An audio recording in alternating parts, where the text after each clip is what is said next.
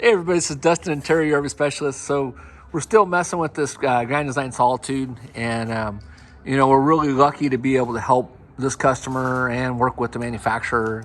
And so all these videos, they're not anything that we're putting out. It's not to knock on anybody out there. Mostly for educational purposes.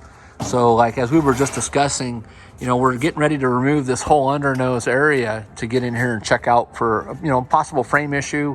We don't know what happened or what's going on up there, but we do know that that pin box is going up between like 5/8 to like an inch in rise. And so, Terry's taking that corner molding off down below.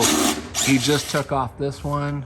And what we were trying to show is that all that dirt was trapped inside that area. And, we were talking about, this also is a learning education for us as well.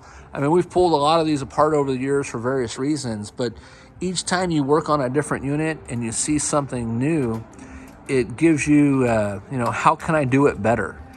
So regardless whether I'm replacing this piece for the customer or we're cleaning it up and reinstalling it, all that dirt had been accumulating down here. So when we go to put this back on, we're going to put a hole in that end and let the water drain out so that they don't get, dirt like that and water trapped in there. Up in here, again, I'll probably beat this to death with a couple videos, but this other piece that we removed, which is that same piece over there in that corner, we were shocked to see that even though this piece looked good as far as being mounted on the coach, it was sealed all the way around it. There was water and dirt that still got into it. And so it, was causing the screws and stuff up here to rust and get all screwed up. So anyways, stay tuned for more. We'll talk about some other tips and tricks that we're gonna do after we figure out what's going on and when we get ready to put this bad boy back together. You can see the one hole down here where my thumb is at.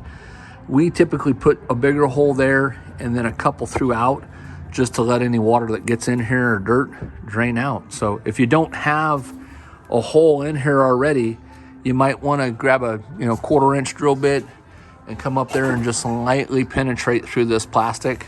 So anyway, stay tuned for more, and we hope these videos help you. Again, if you haven't joined our Grand Design RV Owners in the Shop with Dustin, we encourage you to do so.